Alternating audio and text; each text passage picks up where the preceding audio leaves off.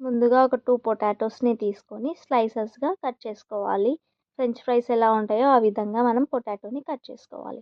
తర్వాత ఒక బాండీ తీసుకొని అందులో వాటర్ వేసి అవి హీట్ అయ్యాక అందులో ఈ ఆలూని వేసి హాఫ్ బాయిల్ అయ్యేంత వరకు ఉడకబెట్టుకోవాలి.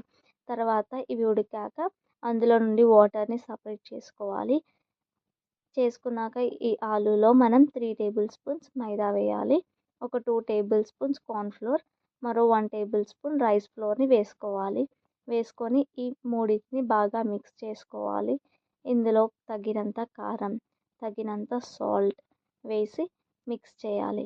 ఇక్కడ మనం కార్న్ ఫ్లోర్ మరియు రైస్ ఫ్లోర్ ఎందుకు వాడుతున్నామంటే ఇవి కొద్దిగా క్రిస్పీగా అవ్వడానికి వీటినైతే వాడుతున్నాము. ఇందులో కొద్దిగా వాటర్ యాడ్ చేసుకుంటూ మనం ఈ మిశ్రమాన్ని కలుపుకోవాలి. ఇలా పేస్ట్‌లా రెడీ అయ్యాక ఒక కడాయి తీసుకొని అందులో ఆయిల్ హీట్ చేసుకోవాలి. ఆయిల్ హీట్ అయ్యాక మనం ముందుగా ప్రిపేర్ చేసుకున్న ఆలూని ఇందులో వేసి బాగా డీప్ ఫ్రై చేసుకోవాలి. ఈ డీప్ ఫ్రై చేసేటప్పుడు స్టవ్ అనేది మీడియం ఫ్లేమ్‌లో పెట్టి డీప్ ఫ్రై చేసుకోవాలి. ఇలా ఆరెంజ్ కలర్ వచ్చేంత వరకు బ్రౌన్ లాగా వచ్చేంత వరకు డీప్ ఫ్రై చేసుకొని పక్కన తీసి పెట్టుకోవాలి. ఇలా మొత్తం ఆలూని మనం ఫ్రై చేసి తీసి పెట్టుకున్నాక మరో కడాయి తీసుకొని అందులో ఆయిల్ వేసి పచ్చిమిర్చి, వెల్లుల్లి వేసి ఇవి గోల్డ్ బ్రౌన్ అయ్యేంత వరకు మనం కలుపుకోవాలి. ఇందులోకి ఆనియన్స్‌ని యాడ్ చేసుకోవాలి.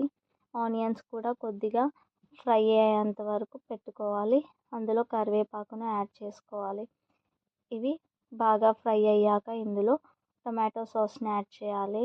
సోయా సాస్ మరియు చిల్లీ సాస్‌ని యాడ్ చేసుకొని బాగా మిక్స్ చేసుకోవాలి. మనకి కావాలంటే కొద్దిగా ఇందులో మనం వాటర్ కూడా యాడ్ చేసుకోవచ్చు. యాడ్ చేసుకున్నాక ఇవి కొద్దిగా ఉడికాక మనం ముందుగా డీప్ ఫ్రై చేసి పెట్టుకున్న ఆలూస్ని ఇందులో వేసి బాగా మిక్స్ చేసుకోవాలి. అంతే అండి, ఎంతో టేస్టీ అయిన ఆలూ 65 రెడీ. మీది నుండి కొత్తిమీర గార్నిష్ చేయాలి. అంతే.